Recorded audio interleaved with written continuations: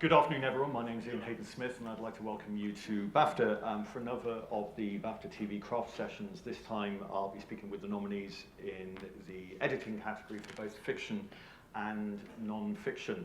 For anyone who hasn't been to one of these events today, we've got about an hour. I'll introduce our guests in a moment, then we'll talk for about 45 minutes or so, and then we'll open the floor to any questions or comments that you may have. To introduce our guests today, first of all, we have on my right Jed Murphy, who edited David Bowie the last 5 years. Then Anna Price, who edited Louis Theroux, Dark States, Heroin Town. Then Dan Roberts, who worked on Peaky Blinders. Pia de Chowla, who worked on The Crown. And finally, Una Nigolina. Last time I thought I had it. You did have it, yeah. Correct me? Una Ganila. Ganila, sorry. Who worked on Three Girls. And before we get going, let's see some examples of their work. It wasn't that he was out of breath. He was like hyperventilating in a way, like getting his energy up to sing this, to deliver this song. He was quite stoked. Like I like to say, in the zone, and I could see him through the window that he was really feeling it. Oh, I'll be free. Ain't that just like me?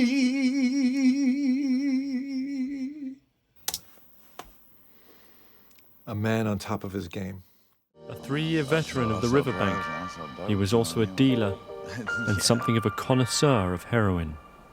I've definitely got some dope. I got the best dope in the city, best dope in the tri-state. That right there is that fire, you know what I'm saying? Wow. See how it's kind of pink? Like it's pinkish looking. Yeah, tiny bit, pinky grey. Because it's not straight heroin, it's fentanyl.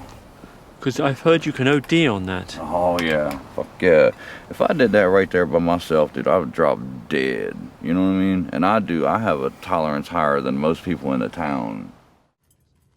When I heard I was going to Gortonston, I felt exactly as you do now. Wretched. I wanted to stay at home with my dear favourite sister. I wanted the easier, softer way. But in order to grow up properly, you need to get away from all this nonsense. Would you like me to let you into a big secret? Please. This is not the real world.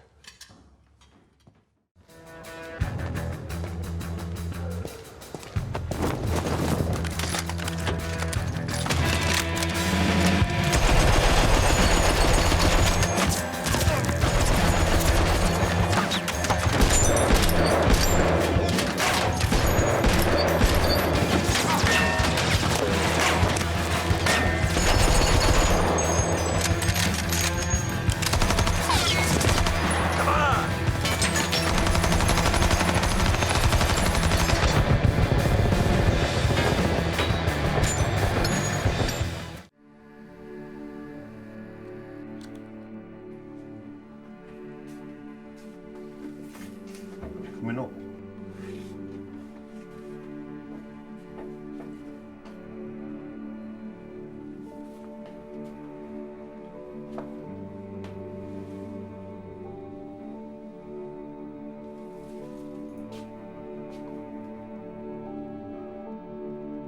Come into the room with me. Why? I want to talk to you about something. Can't you talk to me here? I want to talk to you in private.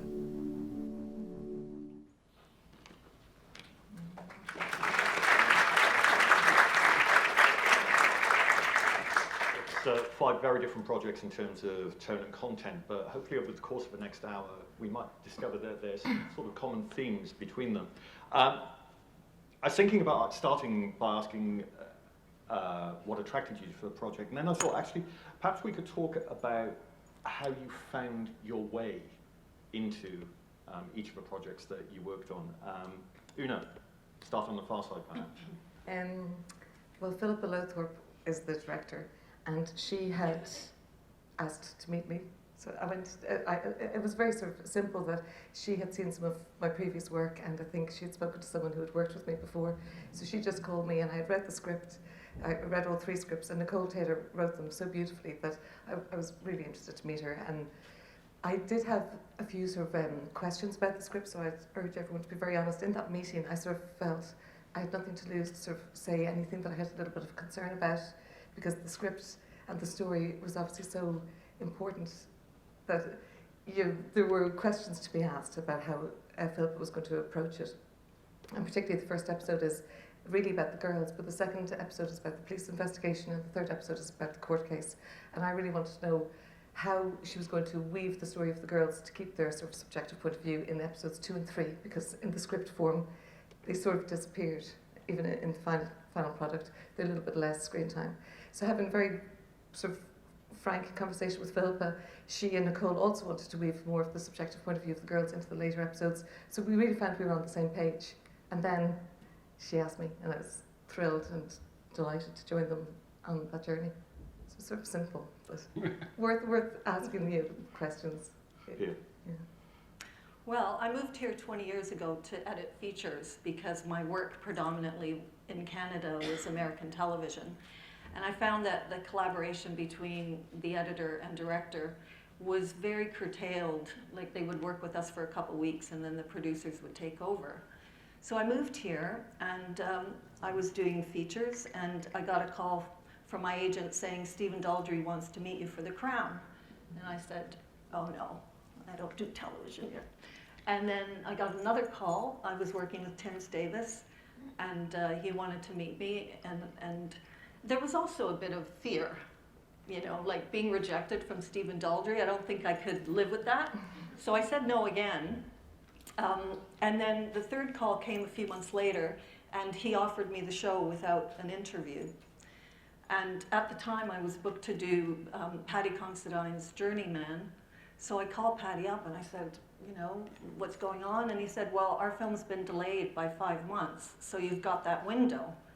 So I accepted The Crown, and I have to say, my life would have been so different without it.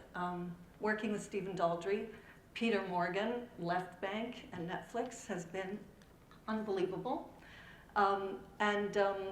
And British television has never been better, so I'm thrilled to be on the show. Dan? Well, I'm not quite as sought after. I'm at the stage of my career where I'm not quite as sought after. So my involvement in Peaky came about, it was much more Machiavellian. That's sort of, a couple of years ago, I got a really great break, and I worked on a terrific show called Gorilla with a director called John Ridley. And the producers on that were a company called 50 Fathoms. Katie Swindon was the executive producer. And I got on great with her and Patrick Spence, her colleague. And they really thought I'd done good work on that show. And so I was very blunt. Katie Swindon had been a producer on series 1 of Peaky Blinders. And I knew it was about to go into production. And I've been a big fan of Peaky since the first episode of the first series. I've loved it for years. And so yeah, it was deeply Machiavellian. I basically said to Katie, will you put in a good word for me? She did. Gave me a very glowing reference. I bought her a big bunch of flowers. But she sung my praises to the extent that I don't know if they asked if they were interviewing other people or they had other people in mind, but it worked out. I had a Skype interview with David Caffrey, the director, and Joe Donaldson, the producer. They were already up in Liverpool prepping for it. And we hit it off, and I got offered the job. It was a dream, really. Anna? Well, mine was very easy. I've done several Theroux before, so they asked me if I wanted to cut this one, and it ended up that I edited all 3 Dark States, which I kind of loved because it was the first time I'd done a whole series with Louis, and as a trio, they're slightly different films, but Heroin Town I actually cut last, but it went out first. So it was partly feeling my way into that series and feeling my way into kind of Trump's America, and then that one seemed to encapsulate both a very pressing current issue and deep personal stories. So it was particularly rewarding for all of us, I think, to work on. Jed, you really do have to say this was the most difficult project of your life, otherwise we're going to be finished in about 10 minutes. It had its moments. I would say it was the most difficult project of my life. The funny thing is, Francis is a director I've worked with many times, because I was a BBC staff editor for 20 years or something like that, and I'd sort of made a lot of contacts in the BBC. Francis was one of them. And when I went freelance, it's the usual thing. I've worked with this person before, we get on, we don't try and kill each other in the cutting room, so, you know, let's do it again. And we've always loved music films, and we've always done lots of different arts films and current affairs films, but when the Bowie came up, the first one, he said, yeah, we've got to do it, and I wasn't going to say no. And that did all right. When the second one came up, well, we had to do it. We sort of, it's the way it works, for me anyway, which is probably a bit different from him, because you tend to work with people who either have heard of you or you know, and that's how the Bowie thing came about, really, through my working with Francis. And, you know, the work you've done up till that point. If I was rubbish, I guess he wouldn't have asked me. I said about a commonality between these programmes. One of the things that struck me watching these over the course of the last week again, is, and it perhaps seems like it's stating the obvious, but finding the perfect balance. And I want to stay with you first, Jed. Bowie, the last 5 years, had this been the last 5 years up until 2 years ago, it might have been something that perhaps was easier to find a balance because Bowie's life coming to an end. But what you have is 2 final albums, particularly Black Star, yes, that are extraordinary works. Yes. And it's not something that you can just say, oh yeah, then he released that and sadly he died. Yeah. It's like, no, this is a major work in a canon that's already impressive. How easy was it to find that balance of coverage of the making of that album, all the people involved in that album, and also managing to be able to go back in time and work through the different key periods of his career? Yeah, well, in the Bowie's case, he was always one for, I think, and I think I can say this, that's what you get from listening to the interviews from everyone. He's one for spinning his own myth, and I think to some degree that's kind of what he was doing, because I'm sure, and that he probably knew he was going to die when he was making Black Star. I don't know, but you know, from the interviewees, you know, there was that kind of sense of they were doing something interesting and different here, and it's kind of keeping on going back to his earlier work was just a way of drawing those kind of themes which he kept coming back to on that album. And they were, you know, some were obvious, some were less obvious, but and kind of spinning it into something that kind of says, it's almost like the cumulative effect of it. You get the character of David or whatever through it, if any of us can know that, because I don't know whether we could. But there were, you know, you do get the sense that, you know, he was somebody who was kind of making something a little bit sort of different. It was the Black Star certainly was an album that was very different to anything he'd done before, because he'd used new musicians. And that brought something out in him in the same way that Low and Heroes did, possibly. And that's, I think, getting that across. And also having the human side of it from the Robert Fox, the directors of the Lazarus play, weaving that in as well. It's quite interesting. It kind of works as a kind of pair, if you like. And you get something, that was the idea, that you get all this and then you get an idea of the person as much as you can through it. But also that interesting thing of as you saw in that sequence with the recording of Lazarus, an artist aware of being at the end of his life, using his work to look back on that life and, yes, and employing the archive footage then to kind of intersect all those different elements. And that's yeah, that was a conscious decision on Francis's part, that you know would inform everything that went before, informs everything that he is, and you know, yeah, we worked quite hard at sort of making that work, you know, and yeah, it was kind of fun, kind of shouty at times as well. Pierre, I think of all the episodes of The Crown, structurally, the one that you've been nominated for is in many ways the most challenging. I thought the way that you're shifting back and forth in time and trying to find the themes within the present and the past to link together.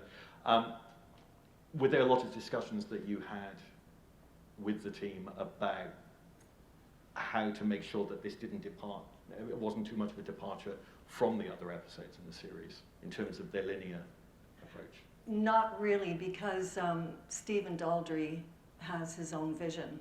So, and the script was amazing. However, I'm glad you mentioned structure, because I restructured most of the show. In the script, like I say, it was brilliantly written, but they had scenes, for instance, Prince Charles, his first night when the rain is hitting his bed.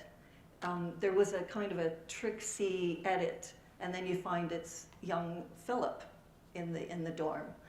And I thought it wasn't elegant enough. So, and also emotionally, sometimes we wanted to stay longer with one boy and not cut to the other boy. So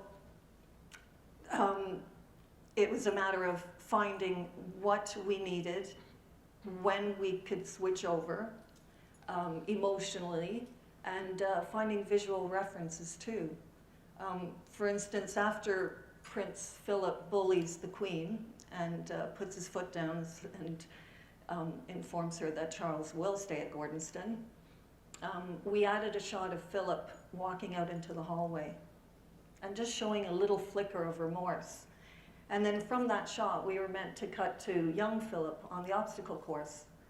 And by moving the shot of young Charles when he's looking in the trophy cabinet, looking at his father as a young boy with the trophy, and it just connected all three characters. So visually, it went from older Philip to Charles. So the images and compositions worked, but emotionally, it just led you through and allowed you to then go to young Philip. So, and although I'm working with, they're all multi-Oscar nominated and winning writers, directors, producers, they welcome collaboration. So it's not that you're stuck with that script or stuck with that scene, and they want suggestions. You know, I'm able to suggest pickup shots or pickup scenes, and Stephen is very generous. So he kind of says, you have free rein, cut it, and then I'll come in and watch it. And it's just such a joy to hear his reactions or watch his face when something surprises him. So I'm just very blessed to be working with him. You know, you mentioned earlier about the narrative structure of Three Girls, and I want to pick a scene that's in the first episode that you've been nominated for, of the police interview with the main young female protagonist. We also have Paul Kay in the room who plays her father. And I'm very curious about, you were saying about the focus on her, but the discussions that you had with Philippa about the cutaways to Paul and the way that you move back and forth from the shots of the police officer, but particularly Paul, because this relationship starts to develop that is very antagonistic at first because he's not aware of the situation. Yeah. And then how that character transforms and his relationship with her. How you talked about this, the way that this would be set up. Yeah, so the way Philip actually shot it, because the three, well, Rhea, one of the three girls, had starred in Mr. Selfridge, but the other two girls really hadn't starred. They're really sort of early actors. They're now obviously brilliant, and they've done a lot of stuff since Three Girls. So one of the things I was going to say that Philip wanted to do was to actually get the girls used to the camera, because Matt Gray was the DOP, and he just was handheld, and he came very close. So she didn't want the girls sort of recoiling. So actually Philippa decided, and Matt, they shot these long 6-minute takes. So it meant when I got those, every scene, it's a little bit like documentary, that I had in every second take, Matt might have done something else, the detail of the hand or the back of the head, and the third take would do something else again. So it meant that when we were actually cutting the police scenes, I had a lot of footage, and there were some beautiful moments where Matt, he's a very intuitive DOP, and so is Philip as a director, and like she could be lying on the floor like talking to the actors to help them, coach them. And so I had like a mine of stuff that I could find a beautiful moment where Paul Kay looked at Molly, or Holly, Molly Windsor. And I could just use that for that moment, particularly in the scene when she finally says, if anyone hasn't seen it, she's charged, the film opens with her being charged with stealing 2 cans of pop. And a little bit like what Pia was saying about the Crown, actually in script form, that was all linear, but we ended up interweaving purely because our episode was way too long. It was 67 minutes, and it was brilliant. But it had to be 59. So we had to collapse scenes and interweave and just find other solutions to try and tell the story. So I have to say, everyone was on point, and Paul Kay was just so beautiful and revelationary as the father, that when 15 minutes into the film, when the child eventually says they're going to charge her, and one of the cops leaves, and all the police interviews were verbatim. Nicole took them from the actual police interviews. Then she just said, I was raped. And for her father sitting there, and he had argued with her and effectively told her to go back to her friend's house if she was so happy there. So the guilt and remorse that Paul showed was just, as soon as I saw it in the rushes, I just knew that was how to play. As soon as she said, I was raped, you had to see her say those words, because it took all her courage to say it. And then just to see the father as he collapsed, and his rage, he wanted to fight. And of course, the other thing, I don't want to hug that stage, but the other thing I have to say is I met, and Philippa and Nicole and the team, Suzanne Hogg, the producer, and Susan Hogg and Simon Lewis, they involved the real people. So I really had the privilege of meeting the man who Paul Kay stars as. And when you meet the real people and you're showing them the episode, you feel just such an onus of responsibility to do justice to their story and show the conflict that they faced, because they've come through this horror, and they were very generous in their honesty to us to help us tell the story, and all the actors were just brilliant. So I was like a little magpie. I was just enjoying finding all these beautiful frames that Philippa and Matt had created. And well, can I just say yeah, that sure. on The Crown we don't have the privilege of meeting the real people? Yeah, you know what? I think that should be in your contract. Just like, I'm not doing it otherwise. Tea at Buckingham Palace or no editor. Yeah. And if you do that, we all have to come along. Anna, just thinking about what Ina just said about like looking at the tiny scenes and then pulling back.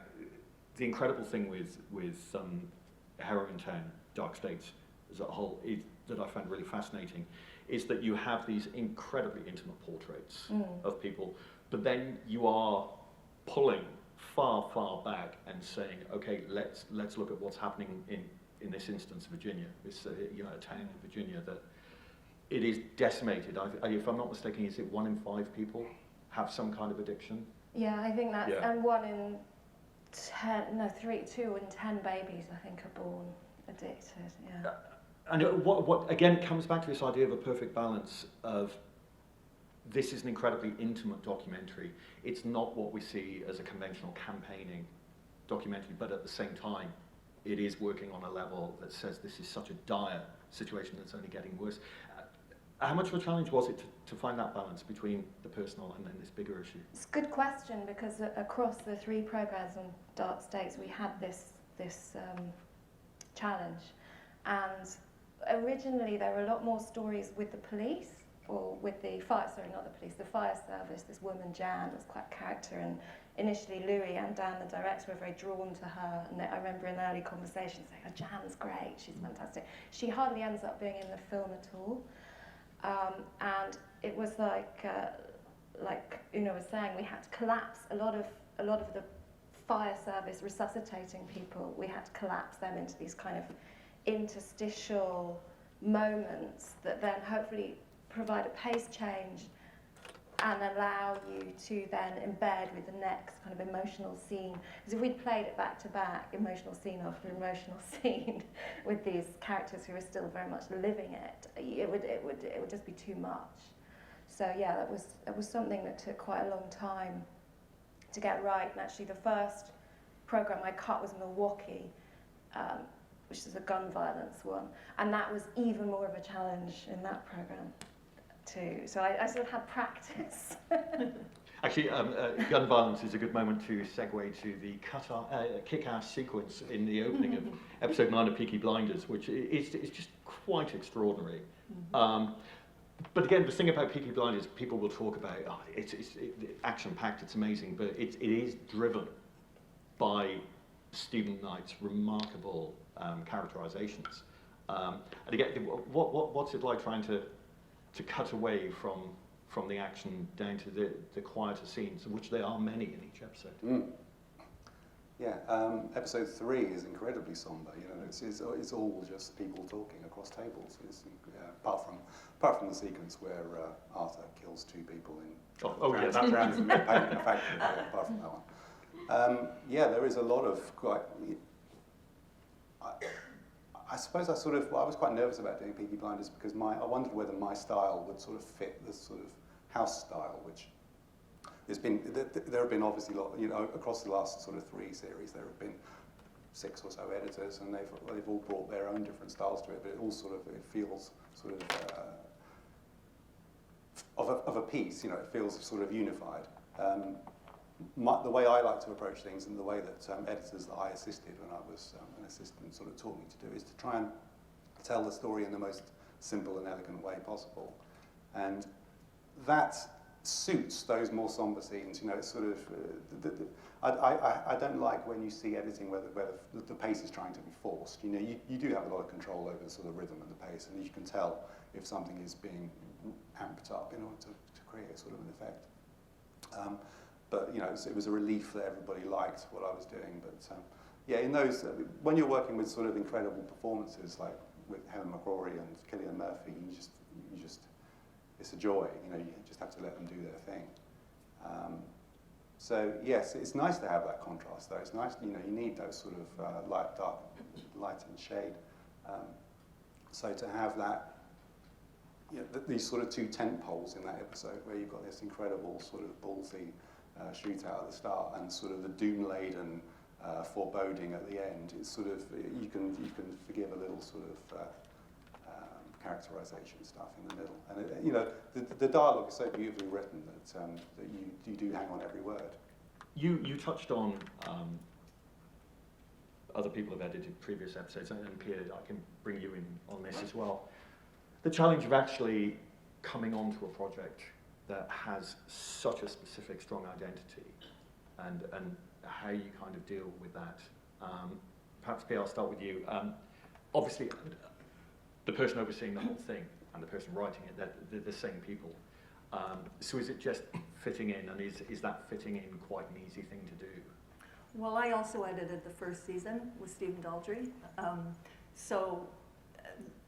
Peter and Stephen work really well off each other, because they will confront each other sometimes and disagree about things. And Stephen will take, for instance, the Nazi funeral in episode 9. Peter came into my room and said, I wrote 1 line in the script, and he gave me 9 minutes of material. You know, but that material was outstanding. And so, I mean, I cut that scene with a lump in my throat. So it's trying to deliver the script with a vision and the magic that Stephen shoots. All the detail that he shoots doesn't always get into the film, but when it works, it just works really well. And some of the scripts on The Crown's second season were standalone episodes, like episode 9 and like episode 8, which is the other one I cut when the Kennedys come to Buckingham Palace. The tone of that show was very comical. And it surprised me how, as I read the script, you know, I was laughing and enjoying it, and then by the end, it really gets you. So Peter has this way of getting to the heart of the characters, even through comedy. So even though the styles of the shows and the directors have their own vision, it's the same characters, just in a different part of their lives. Actually, something you mentioned there about the look, I'll come to the documentary in a moment, but the 3 narrative series, was there ever a discussion about the cinematic look of what you were doing? Because I felt that all 3 were definitely, a lot of people talk about this, the way that television has edged towards cinema in its visual style. Did you have discussions, you know, perhaps you first, about how it would look and how it would be edited as a result? Well, it was more, I think, the overriding look. Philippa has just left. I know she did the last one, but yeah, she. I think it was more that she just wanted to shoot. So she never did a conventional wide shot, two close-ups, shot reverse shot. It was just an ever-moving camera. So even when we were in the police investigation in episode 2, or in the court in episode 3, the only sort of concrete thing Philippa ever said to me was in the court scenes, she just wanted it to be muddy and messy, like a documentary, as if there was a camera in that courtroom. So, you know, you got the lawyer and he's shuffling his papers, as opposed to in more traditional TV drama, you could just have this big wide shot as everyone stands up, and it's all very contained. And she just wanted it real and messy and to feel in the shoes of those people. So I think that was the overriding note, and I think the cinema came with it, because once you just embraced that you just wanted to tell the story, and whoever story you were following, whether it was the police chief or the girls themselves, that the camera was just always on their shoulder. We were in their shoes, and that was, I think that was the style that it sort of emerged, because from the footage, we had a lot of footage that we could play with and just try and, but it was always different, like it was ever moving. Yeah. I think it's detrimental for a director or producer to tell the editor how to edit, because then you're missing out on a trick. I mean, an editor comes to the material fresh, unbiased. We're not on set usually. We don't know the arguments that have gone on and who wants to do what, who disagrees with a certain shot or scene. I actually went to an interview many years ago, and the director said, so every night I'll be sending you the time codes of the ins and outs of the way I said, whoa, I'm the wrong editor for you. The beauty of working with directors that you love and respect is that they give you the material and they want you to play with it. They want you to come up with something original. And you know, on the occasion you might disagree about one shot or one performance, but it's all explained, and in those cases you have to get into their head and see what they're trying to achieve. And you work through it, but it's a collaboration, and if they want to give you time codes, then they may as well do it themselves or get an assistant. Yeah. Absolutely. I mean, at no point on Peaky Blinders did anybody tell me how to cut anything. It was sort of, David Caffrey was very sort of, not hands off, he was always around, I could always run things by him. But he never interfered with the sort of internal structure of the scene. He was happy with what I was doing, which was great. So then you move on to the sort of the next stage, the sort of rewriting process. You know, sort of sorting out problems of structure or massaging a performance to give a sort of slightly different effect. But yeah, I mean, as Pia says, people that you work with who know their onions, they allow you to get on with it and don't sit over your shoulder clicking their fingers on you when they want you to. Yes, I mean, absolutely. I think any director who does tell you what the time codes are, I think is not good. Most directors, yeah. I mean, well, it's not. It might be good for them, but you know, when you get, certainly on a doc, you get a script sometimes. Pretty often, no, because they haven't shot the thing yet. So you get a sort of script, like in Bowie, we had a script, and you look at it and you think, oh, what are the chapter headings? Because the rest is all a work of fiction because they haven't interviewed anyone yet. So then you say, okay, well, that's the story, and then you kind of never look at it again because we're reacting to the material you're getting. And I think that's the same for you. They go out and shoot I don't even stuff. get a script. Oh, well, that's good. I mean, you know, so you sit there and you watch this stuff, and you know, it's you're thinking, now that's a good connection there, or I can do something here. You've got to react to the material. Certainly in a documentary, even the Bowie one where you had lots of interviews. I mean, and the structure does change because you could say, oh well, that in paper goes from there to there, but when you put it together with all the pictures, you think, no, that doesn't really work. Maybe we should try this here and there. So it's very fluid. So I think, you know, the director in a documentary, most of them will not tell you how to edit because in some ways they don't really know.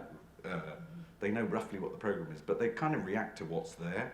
And so, you know, the editing process is, as you say, a collaboration.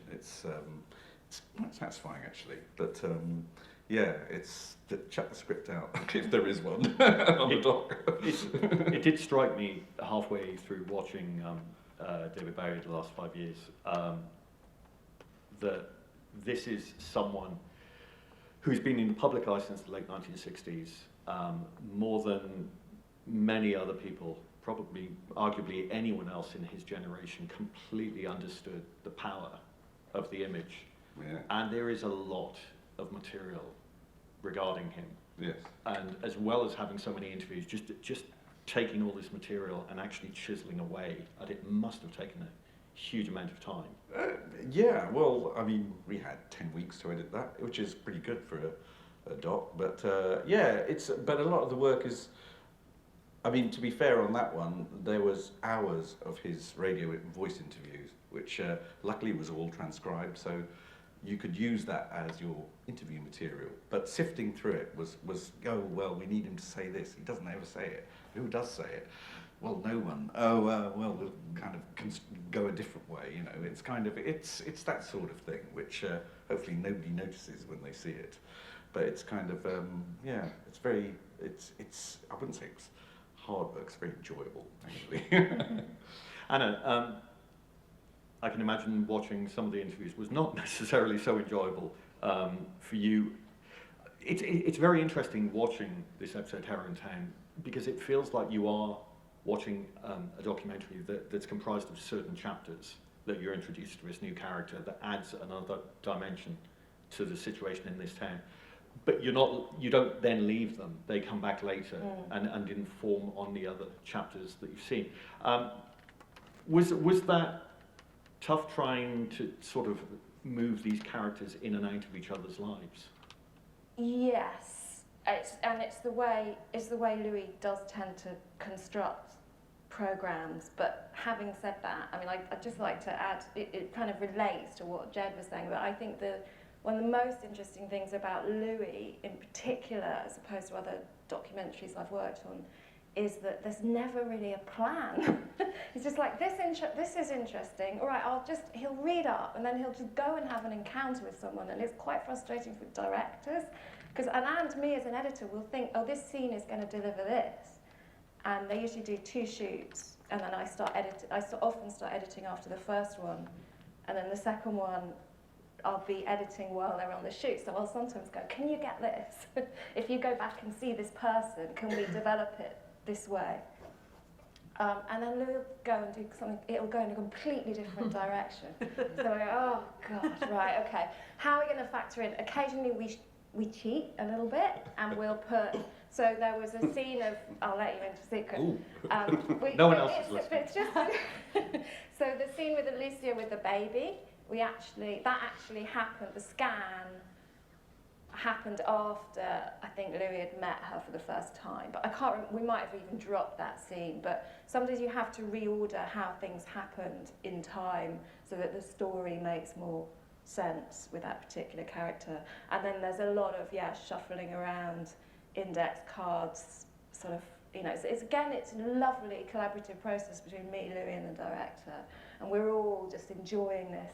Okay, let's do that. Okay, do it in a day and we'll watch it again. And oh no, shit, that doesn't work. Interestingly, talk about things that don't work. We're working with Francis' director. He's a lovely man, and I did a couple of documentaries with him. And he said, right, I've got this idea for the opening shot of the film. I'll get this crane in, and we'll put lots of televisions and smoke. And this was for a Motown program. We'll film the Supremes on it, and I'll go through there. We'll have Berry Gordy's voice talking. And he said, yeah, sounds great. So he shot it, and we sort of looked at it and said, yeah. And I just thought, we're never going to use this. And he probably spent half his budget on it. But it's like, yeah, okay, we'll put it in. And it stayed in the cut right up until the last week of the edit, when finally said, Francis, it just doesn't work. And he said, no, you're right. Okay. And that was it, gone. And that's you know, that's the joy of. Don't you love that though, yeah, he did it. I mean, you know, I murdered his baby. But, I mean, you know, he was up for it. That was the main thing, and that's kind of great, really. You know, very rare to get that, but it's nice. But it is a very interesting thing about reordering, and what you were talking about, Anna, in a way, it's not about staying with what is, but actually realizing that whether it's documentary or narrative filmmaking, it's trying to achieve some kind of emotional truth.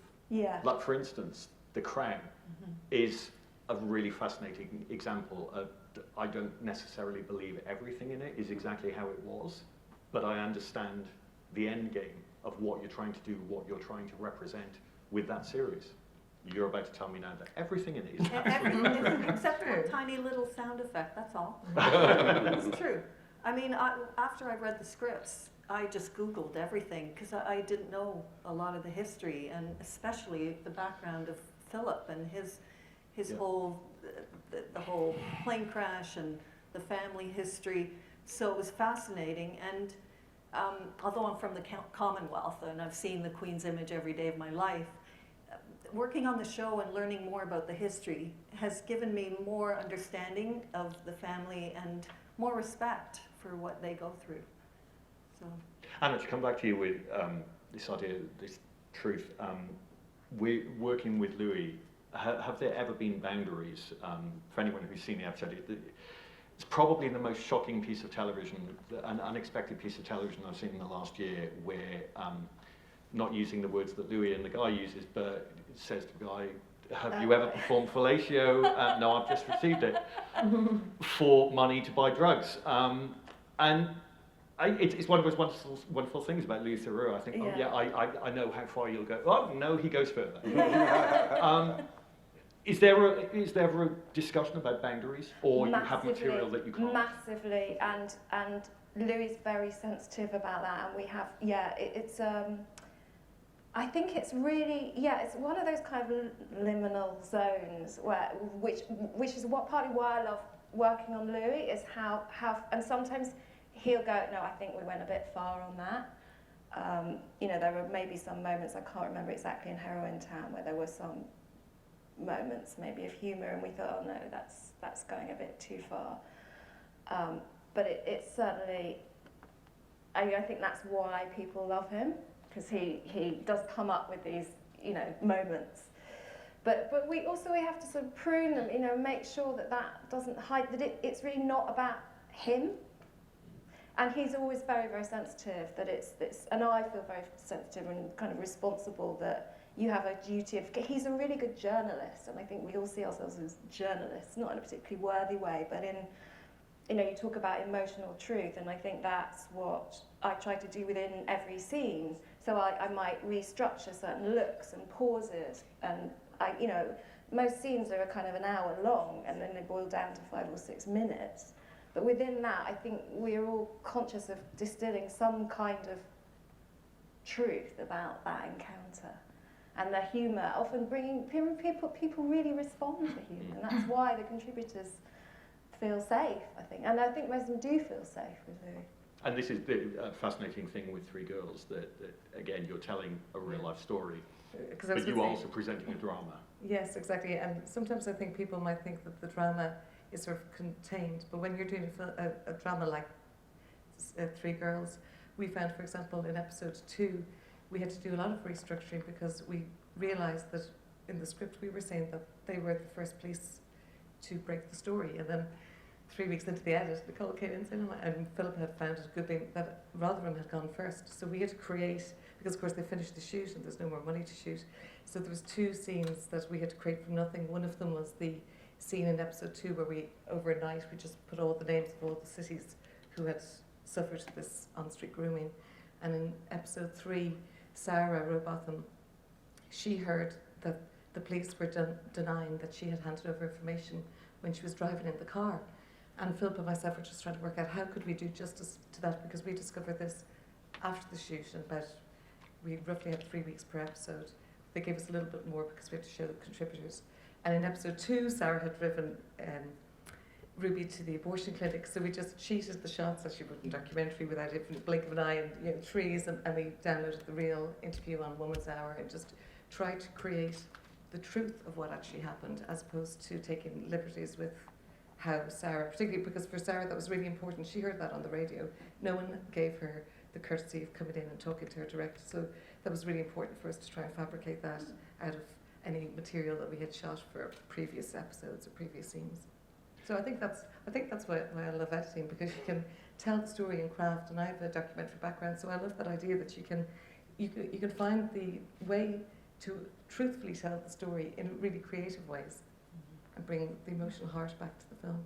I want to open the floor in a moment, but before I do, Philippa's final comment when we had the director's discussion earlier to the audience was to ask how many female directors are in the audience. And quite a few put their hands up. Oh, great. And she said to everyone in the room, you have to make sure that more women are working in the industry. It's great that this panel is dominated by women. And it has changed. Having done a number of these over the years, it's refreshing and positive. I'm still only the one woman in documentary film editing nominated. So with that in mind, would you... It's great to have nominated. I got it just because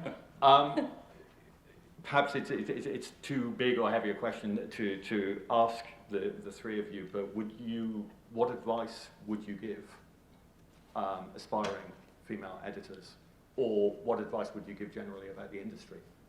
And perhaps the industry as a whole. Do you mind if I just open it up as well? I would actually love to see just a better representation of all of us, because we're such a multiracial country as well, and I feel that has not been reflected in our industry, and whether it's through the education or in schools or just promoting community projects, pouring money into communities for people to be able to find their way to tell a story, because I feel that filmmaking and storytelling, for anyone who maybe isn't coming from a very wealthy background, it's a way to express yourself, and it's such a shame not to see more people from all walks of life, not just women. That's what I would say, like equality overall. Yeah, it's still a massive problem, I think. Yeah. I come from from a very working class background, and the only reason I could actually get to where I am now is because my uncle lived in London. I was able to stay with him for free. And so for me, I went to National Film and Television School back in '95. I see, by the way, a brilliant editor up there, Douglas Bryson, who's in my class. And the same thing, only that the European Union, Brexit, paid for everything. I wouldn't have been able to go. My mum and dad obviously had to help me with rent and things like that, but now you have to pay fees. I mean, it's just, I'm from Ireland, and in Ireland, university up until recently was free for everyone. And now they're bringing in these fees. They're trying to follow the model, which they shouldn't be following. This model should be getting more people into absolutely vital to pay trainees properly and to pay interns. Yeah, it really is. Yeah, the BBC, luckily, I was one of those people who was old enough to have been on the BBC training scheme as an assistant editor, and gosh, it was great, but there really does need to be something like that for now, because I think it's really hard to get a foothold in, get known without somebody, getting into the custom, being able to go in there and do something, and just see how it works. Yeah. But also the technology plays a part in this too, because I started cutting film, and it was very interactive in that the editor would mark the film and I would physically cut it together when I was an assistant. So you're physically cutting the film together and you're in the same room. Now we're in separate rooms. They're on computers doing technical things, and I'm doing the creative stuff. So I do encourage my assistants to edit the scenes. I would critique them, and I think assistants have to work even harder than you ever imagined possible, because it's the only way to get the practice. And I do allow trainees to come and sit with me for a day here and there. Can I tell you something really funny? Because I was working on The Crown Series 1 and 2 as well, and our assistant editors, 2 of them made their own films in the downtime. One of them did a feature. Like, I saw it, I was saying, how did he make this? He made this in his flat with his girlfriend, and everyone acted, and it was brilliant. And the other guy did a short film. So Dan Gage and Ben Whitehead, is that something? Whitehead, sorry, Ben, forgot momentarily, senior moment. And the 2 guys, they made these brilliant films. And when I saw them, and Dan's short film won awards, and I was just saying, that's what you want. You want just, because technology has become more accessible. You even do it on your phone, do whatever you like, and just try and make your films. And cinemas, show short films before big films. Bring that back. Show student films before big features. Why not? Interesting, BAFTA had Walter Murch here a couple of weeks ago, and I overheard a conversation he had with a young student where he said, look, in my day, I did not go up to the Francis Ford Coppola of the 1960s to look for a job. Francis Ford Coppola was just down here then, and I started working with him then. Find the person who's starting out that you can work with within that team and work up with them. Dan Gage, Ben Whitehead. Check that. We should really open the floor to any questions or comments that people have. So, do we have any hands up? Hi. Hello? Hi. Hello. So, all these shows and films are absolutely amazing, and they're right at the top level. And a lot of people, I'm an editor as well, and I'm kind of like at the bottom level doing like indie feature films and can't seem to get to the next level. And I've been in a situation where similar people just think that I'm working on productions that are too low budget for them to consider me. And is there any kind of advice that you can give me? Or I mean, like I said before, I'm not as established as Una and Pia, and I made the break to cutting about sort of 10 or 11, maybe actually probably sort of 12 years ago, and it's only in the last couple of years I've started to work on things that I feel I'm into and that I'm enjoying and I think are great. So it does take a long time, it really does. You just have to keep any opportunity that comes your way. I mean, I got Gorilla because I was asked to do a recut on the director John Ridley's film about Jimi Hendrix, and it was like a couple of weeks' work. And I ended up being on it for about 6 weeks. I ended up having to do other things like a title sequence and blah, blah, blah, blah. But really, I was an additional editor. That was my credit. But that led to me getting the job on Gorilla. So you just have to suck up those little opportunities, and a connection will be made, and you'll get the break. You just have to keep plugging away. That's the only way. Just to give you laughs, well, I'm currently doing a very low-budget indie film. So it's, even when you do something, there's still other. But I would say producers give people a break. Just don't pigeonhole you, and hopefully, if you keep working and keep telling people your work, and even I see people are putting them online.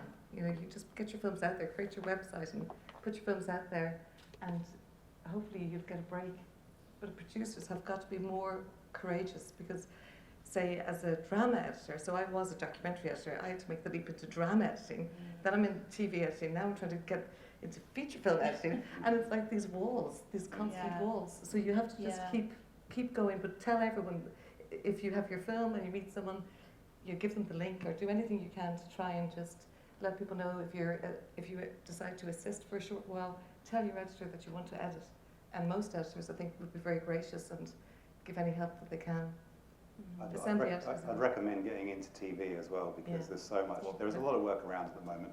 Yeah, TV. Don't even if it's a really formulaic, low-budget thing, it's worth doing. Because the directors who might be doing that will be doing something else. Yeah, I mean, Ben Caron, who's now, I think, series director on The Crown, I worked with him back on this, I won't even say what it was, but it was this it was reality TV. Yeah, and I could tell he was going places, but, he, and a few years later, look where he is. And it's those people that you meet. I'd say also be restless, so don't stay. I've jumped about from, I did a lot of formats back in the day, and you just have to kind of go, no, I'm bored with this now, I'm going to try something else, and take those opportunities and go with those people. And also, I think my advice to anyone is trust your instincts. If the script is brilliant and they've got very little money, it's really worth doing, I think, rather than if the script is not brilliant and there's very little money, don't do it, because as editors, if there's problems in the script, they will come to the cutting room. And if you're working, and we've all done it, like I'm owed so much money from historical work that I will never see. And when you work without getting paid properly, people really take advantage of you, because your work isn't valued by them. So then I was doing like 72 hours, 80 hours a week. And when I look back at it, I was thinking, what was I doing in my 20s? I was just working so hard to try and make films. And then the producer might come and say, sorry, we've no money, can't pay you. And you've just done all this work, and you're like, oh my God. So I would say trust your instincts. If the script is great and it's worth doing, do it. But if the script is not great, proceed with caution, because as editors, we will be the ones dealing with that. There'll be times when you don't have a choice, though. You can just No, I know. Yeah. I know. The practicalities bite, you know. Well, that's why I think you're right. TV is a good option, unless it's a really great script on a low budget, be short, whatever. Got time for one more question? In that case, right down at the front, if you can wait for the microphone, thank you. Do you think that technology and the way that we shoot films now digitally instead of on film has changed the way directors work, how they do coverage, and is there a bit more of a thought of, well, we'll just shoot the shit out of it and then we'll fix it in post? Yeah, there's a lot of that in documentaries. I mean, you know, yes, absolutely. Certainly in docs, they kind of do shoot the shit out of it. I mean, sometimes. You're reframing and everything. Absolutely, and some of it is shit, actually. But you can always work around it. As you say, reframe it and put the stabilizer on it. Hey, your jobs are good.